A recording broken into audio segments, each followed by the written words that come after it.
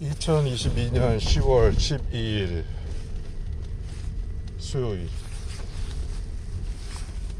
상념, 범민, 고뇌. 그 와중에 피어난 꽃.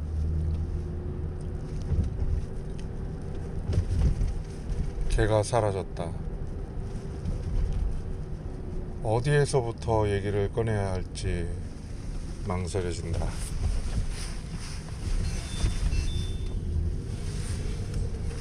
걔는 어느 날 우연히 산책길을 둘레둘레 넓혀가는 때 길에서 만났다. 원래부터 있었던 양 걔는 짖었다. 처음부터 사라질 때까지. 자신의 역할인 양 그 자리에서 묶인 채 짖고 또 짖고 활동 반경을 넓혀서 저 멀리에서 내 인기척이 있기라도 할라치면 짖었다. 그렇게나 피하고 돌고 우회를 해도 그 개는 짖었다. 그리고 어느 날 사라졌다는 얘기를 들었다. 며칠 됐어요.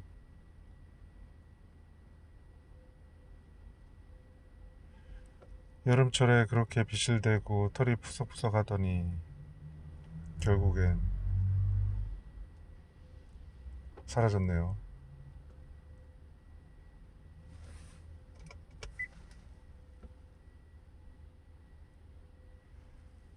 아마도 시커먼 드럼통을 엎어놓은 듯한 집이 문제가 되었을까. 찜통 더위에 드럼통이라니.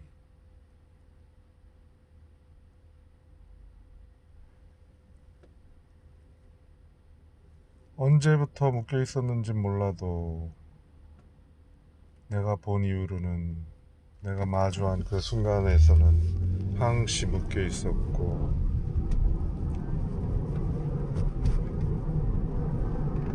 그 자리에 있었다.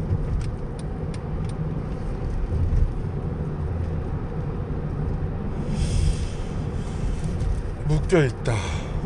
걔는 사라졌고 묶여 있다라는 게 남았다.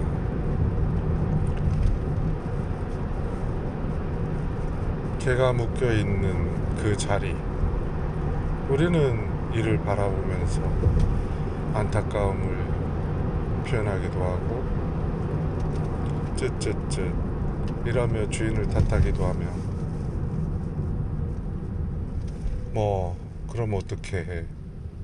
태어난 걸 그렇게 개로 태어났으니 짖어야지. 짖는 게 역할이고 도리인 것을.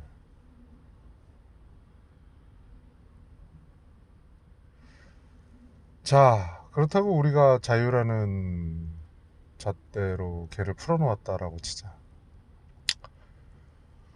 누구의 평을 들을지 모르겠지만 누군가는 풀어놓은 순간의 자유로움 때문에 그 개를 부러워할지도 모른다. 시골에서 나아갈수록 큰 도로를 접하게 되고 차들의 싱싱 달리는 소리, 소음, 아파트가 우거진 숲의 형태의 개는 과연 먹을거리를 찾을 수 있을까? 그렇다고 집에 매어있던 개가 산속으로 들어간들 살아남을 수 있을까? 자유는 이렇게 위험천만한 걸 환경에 놓인다는 걸 의미한다. 어쩌면 극과 극이 만나 어울린다라고 봐야 될까? 자유를 얻는 대신 위험, 리스크를 갖게 된다. 묶인 대신 안정을 갖게 되고 참으로 맞물려 있는 세상이다라는 생각이 계속 든다. 고뇌, 번민, 자숙, 반성 이런 어떤 말들이 종국에는 상념들이 되어 머릿속을 헤집어 놓고 잠을 설치게 만들며 의지를 품고 일어나는 새벽 5시에 몸을 일으키게 하는 원동력이 되기도 한다. 일어나서 눈을 뜨고 움직이게 되면 마치 정해져 있는 각본처럼 움직인다. 생각이란 걸 하지 않는다. 몸이 움직인다. 알아서. 변기에 앉아 시원한 바람을 내뿜으면서 차분하게 생각, 몸을 되돌린다. 이 되돌림이 과거로 가는지 과거에서 현재로 끌어오는지 단지 몸을 이었던 처진 긴장감을 다시 되찾아오는지는 정확히 모르겠다.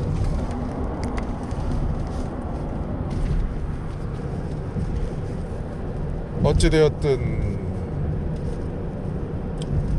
생각이 필요 없이 몸이 본능적으로 움직이는 시간들이 반복된다.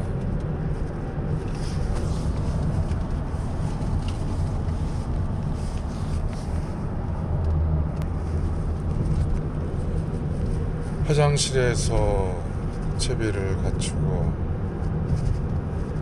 문을 열어둔다. 들어가기 전에 어제와 달리. 그래서 해나와 예티가 일어나길 기다린다. 기지개라도 키우도록 시간을 준다. 갑작스레 나가면 추위에 몸이 굳을 것이고 감기에 걸릴 수 있기 때문이다. 그런데 얘들이 보이질 않는다. 문을 열었는데 문 앞에 있지 않았다. 그래서 발걸음을 문 밖으로 내니 소리가 난다. 소리를 따라가 보니 2마리가 다 영탁이 침대 위에 있다. 밤새 영탁이와 함께 잘 잤다는 듯이 이제는 내려줘 하는 듯이 몸짓을 한다. 얼른 내려놓고 다시 난 기록된 것처럼 짜여진 각본처럼 움직인다. 서둘러 속옷을 입고 베란다에 걸어놓은 운동복을 입고 양말을 신고 물을 한 모금 마신 다음 쾌변을 떠올리면서 방문을 다시 나설 때 해나와 예티가 따라 나선다.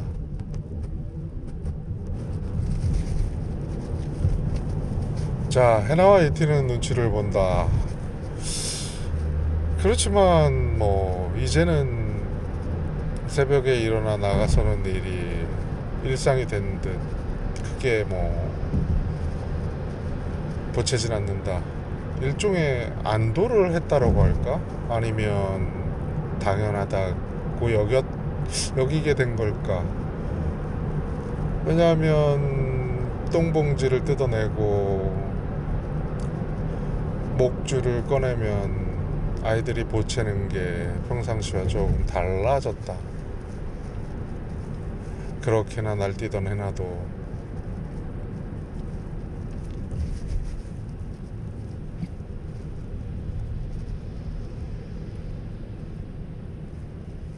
앉아 하거나 비슷한 어떤 기운을 뿜어내면 설레발 치다가도 조용히 가만히 있는다.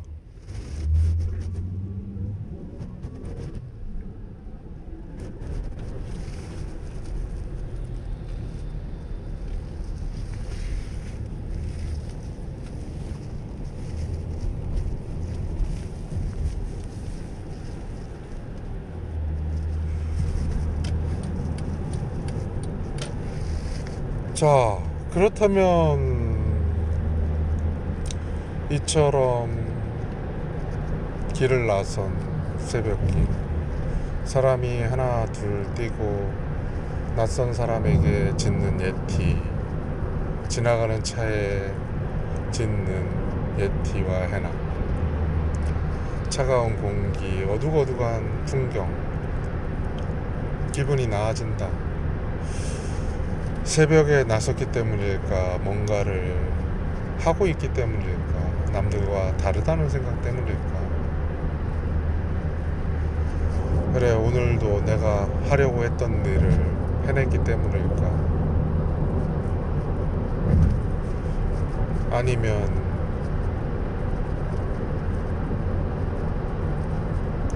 그저 이 순간이,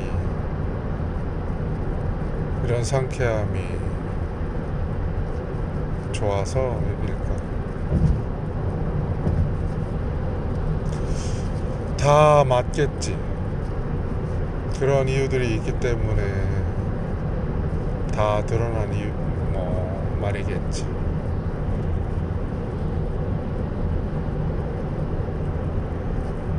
여러가지 복잡한 성념과 할 일, 대우, 나의 위치,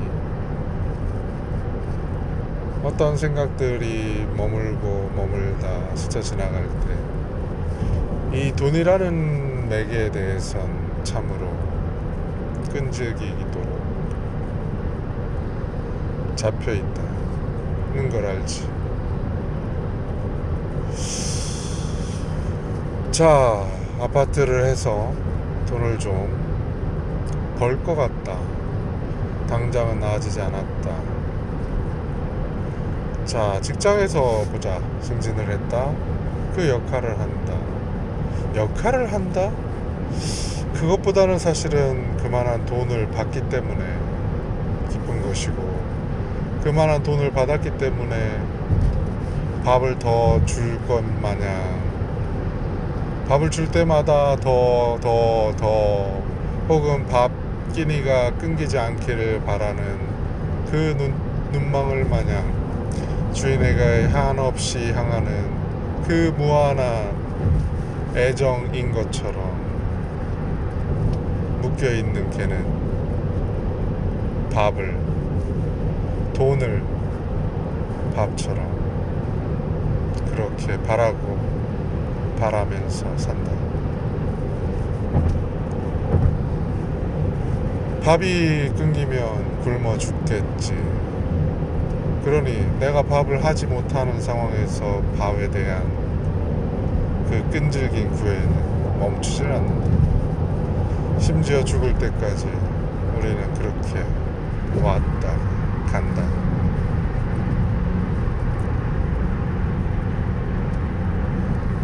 한계가 자욱해서 시각적으로 100m 너머를 보기가 어렵다. 지금. 그런 나는 걔가 사라졌다는 얘기를 하고 있고, 오늘 아침 새벽에 나선 일상을 얘기하고 있다. 그리고 복잡하게 얽히고 설킨 돈과 상념들, 돈이라는 의미에 대해서 얘기하고 있다. 돈을 벌었다. 많이 벌었고, 더 많이 벌었다. 더 많이 벌 것 같고, 많이 벌고 있는 사람이 부럽다. 그리고 부러움에 노력을 하고 끊임없이 나아간다. 자, 반대급부를 보자. 어제는 퇴근길에 아내와 무척 대화를 하고 싶었다. 띠리리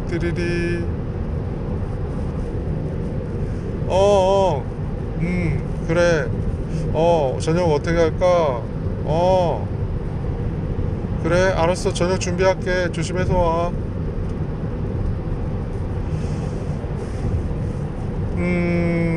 내가 바란 건 대화였고, 주제없이 어떤 얘기들이든 혹은 사랑해라는 말이 나올 수 있을 만큼의 세레나데가 될지는 몰랐지만 어어어어 조심해 와. 이렇게 짧게 끝날 줄은 몰랐다. 사람 참 마음 같지 않지. 자, 그런 마음으로 운전을 해서 집으로 왔고 다시 그런 마음으로 물어보았다. 여보, 우리 잠깐 나갈까? 산책할까? 평소와 달리 퇴근하자마자 나갈 것을 청했다.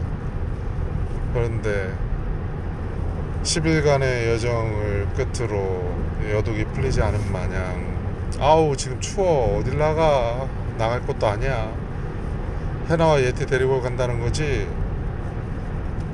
그러면 나중에도 나가지 않을 거니까 당신 혼자 갔다 와.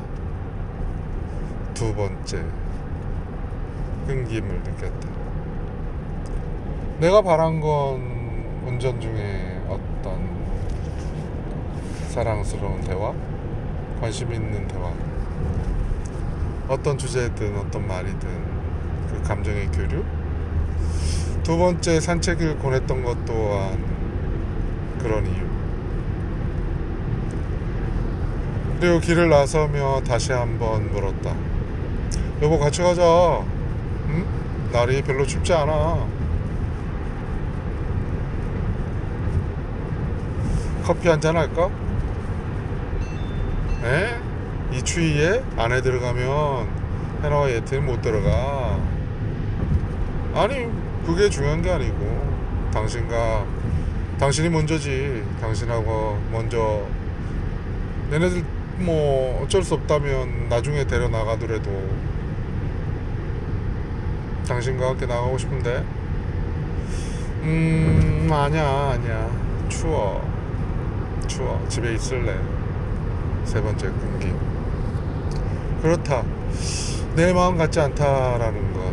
자, 우린 여기서 비교를 하고 있지, 혹은 대조를 하고 있고, 끊임없이 돈을 갈구하며 승진을, 일자리를 바꿔가면서 돈을 벌고 버는 데서 보람을 느끼는 그 삶과, 자, 퇴근길에 아내와 대화하고 싶고 퇴근하고 산책길에 대화하고 싶었던 그 권함, 그리고 산책길에 돌아와서 김밥을 싸먹고 다시 둘이 뭔가 할까, 뭘 할까라는 어떤 생각들에 빠져서 그냥 붙어있는 것만 해도 좋겠지. 하지만 침대에 눕기 싫어. 대화하고 싶었던 마음, 산책하고 싶었던 마음, 권했던 마음들이 다시 침대에 누워 묶일까봐 소파에 나와 자리를 정리하고 눕는다. 아내가 말한다.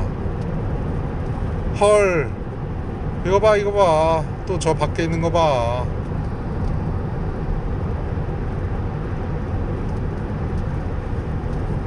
네 번째 끈김.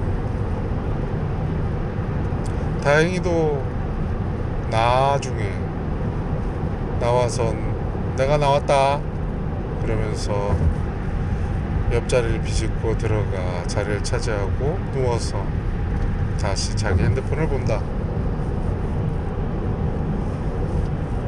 옆에 있어서 좋다. 한참 빠져있는 연애물 드라마를 보고 있고, 난 흥미로운 소설을 읽고 있다. 몸은 붙어있고 눈은 딴 곳을 보고 있고, 퇴근길 대화나 산책길 혹은 권함 혹은 함께 있음, 함께 있는 데서 뭔가를 하고 싶어 하는, 그렇다고 영화를 보고 싶진 않고 취향이 같지 않고, 뭔가를 함께 할 때 앞서 말한 돈을 매개로 한 끊임없는 노력으로 일자리를 통한 보람을 얻는 그 만족감 혹은 행복을 그 일자리가 떨어져 나간 상황에서 주어지지 않은 환경에서 우리가 과연 행복할 수 있겠느냐? 없겠다라는 결론이 나오고 있다. 둘이 원하는 어떤 바를 생각해내서 한다는 건 굉장한 고통이다. 쉽지 않은 얘기고, 그 생각이라는 것이 흔히 우리가 얘기하는 과거에서 비롯되었다면 더욱 그러하다. 과거에 함께했던 혹은 혼자 했지만 함께하면 좋을 어떤 것들을 떠올려서 권한다. 그리고 해보고 그때의 추억 마냥 그때의 감정을 느낀다면 다행이지만 잘해야 본전 그때만큼 애틋하지도 설레지도 원했던 결과가 아니면 다시 권하지 못한다. 꺼린다.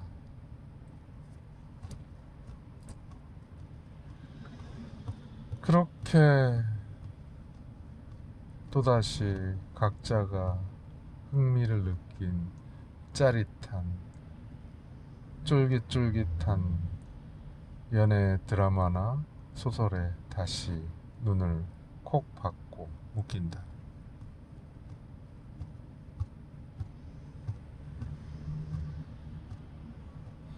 이게 어디야 하는 한편의 마음이 안도감을 묶여있음을 공고히 한다. 걔는 언제부터 묶여있었는지 모른다. 내가 산책길에 나가 마주했을 땐 나에겐 울부짖음으로 다가왔고 그 울부짖음은 내 마음을 불편하게 했고 피하게 만들었다. 그리고 걔가 사라진 지금 잔상처럼 여운으로 남아있다. 사라진 자리, 빈 곳. 누군가 그 자리를 다시 그 역할로 채우겠지. 이걸 이어달리기라고 표현하고 있지.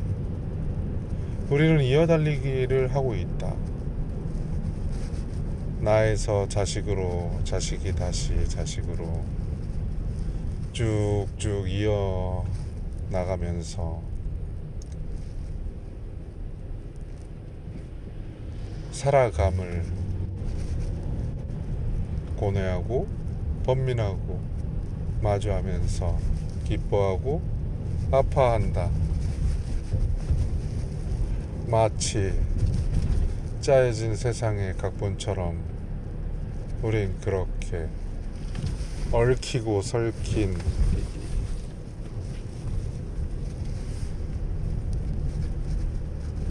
촘촘한 그물망에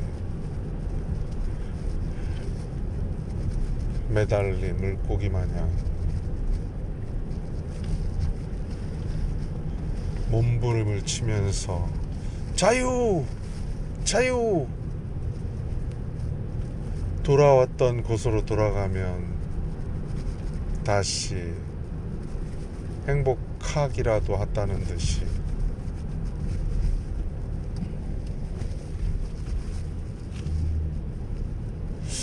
돌아간다. 여기에 전제가 그러니까 이보다 나을까? 이보다 못할까? 이보단 못하다는 생각을 했기 때문에 돌아간다는 생각을 쉬하지 않았지.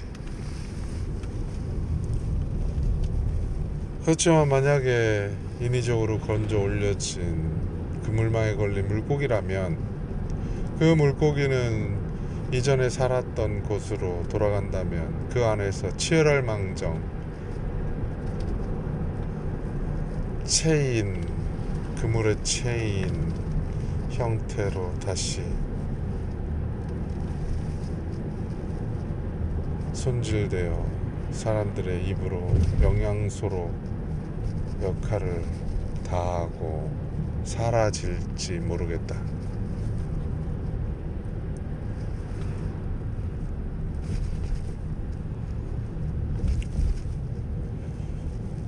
녹음을 하는 지금 내비게이션을 켤 수가 없고, 어제 그리고 어제 그 기억과 경험을 토대로 쭉쭉 나아가고 있다. 시간은 넉넉하다.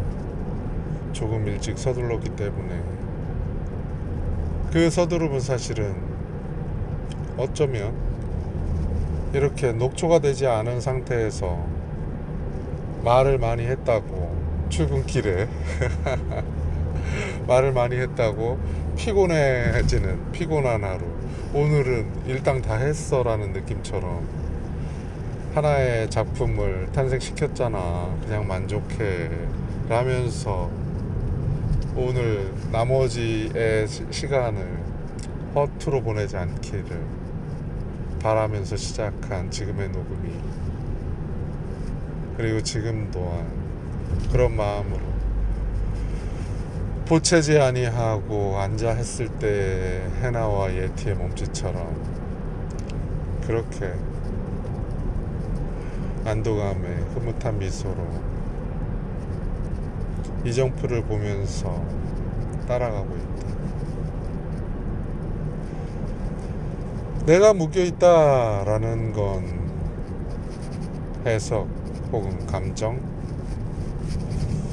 혹은 바라보는 시각 혹은 얽매임, 자기 위치에 대한, 처지에 대한 비관적인 생각들 혹은 비판적인 생각들에서 비롯되었지. 만약에 이렇게 보자.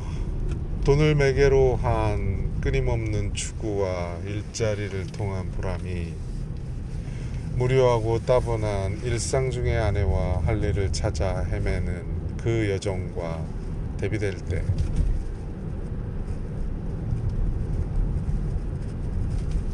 나의 사라짐이, 누군가의 사라짐이, 그리고 이어달리는 중에 느끼는 어떤 감정들이 야속하게도 번민처럼 다가올 때, 이 번민을 단순히 사색에 잠기는, 그리고 깊이 있게 고뇌하고 번민하는 그 본연의 모습을 돈을 매개로 한 보람을 추구하는 그 모습처럼 동일선상에서 본다면 어떨까? 흥미롭진 않아도 충분히 즐길만 하지 않을까? 그래서 기록을 끊임없이 이어가는 걸까? 이제 하다 기록이 단일품으로 머물지 않고 단일품이 단일품끼리 연결이 되면서, 그리고 이제는 일상과 시간의 차이와 공간이 함께 어우러지고 있고, 조만간 분야 또한 일상 중에 일어날 것 같다. 섞이고 얽히고 복합적으로 생성된 어떤 작품들, 기록물들이 나올 것으로 예상된다. 끊임없이 갈구하는 중에 증가한 건 스킬, 맥을 짚고 솜씨를 부리고 엮어내고 표현하는, 사진과 글과 음성과 영상이 어우러진 하나의 작품들이 언젠가 소스가 되어 연결이 되고, 연결이 되면 그 안에 살아 숨쉬는 아버지, 어머니, 그리고 나, 서희, 영록이, 영탁이, 치영이, 해나, 예티, 이렇게 중심이 된 인생 사는 무척 흥미롭고 재미가 있을 것으로 기대된다. 그렇기 때문에 그 기록에 대한 수고로움을 마다하지 않고 기꺼이 즐기고 있다.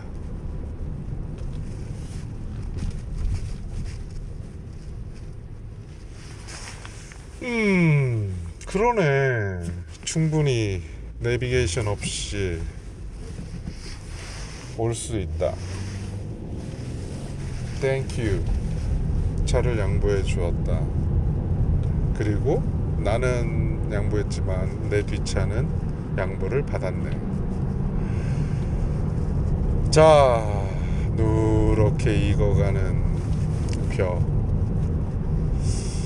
이제는 200m 앞까지는 보이는 저 안개 속의 시야, 앞차와의 거리, 그리고 핸들을 잡은 왼손, 녹음기를 켠 핸드폰을 들고 있는 오른손, 김밥 냄새가 나지는 않지만 옆에서 냄새를 풍기고 있을 내 조각에, 그치? 김밥. 어제 영록이가 저녁으로 먹다 남겨놓은 것. 그리고 이슬이 맺힐까 싶어 얼른 가방에서 꺼내어 포켓에 넣은 미나리 즙. 자, 하나하나의 의미들이 얽히고 설키니 지금의 내 주변은 나를 방어한다고 할까? 나를 나타내는, 나와 함께 가는 인생사, 배라고 해야 될까? 하나의 세계라고 해야 될까?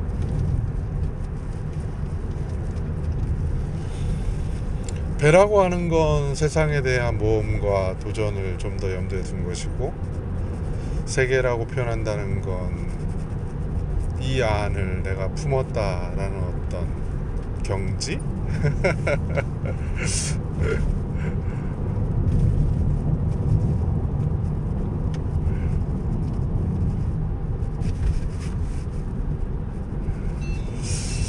그러니까 위험한 길을 피하고, 특히 안갯길인데 앞지른다. 그리고 끼어드는 차선 양보를 바란다. 다만 그런 끼어드는 차선에 위험이 없는 길은 요철이 많다.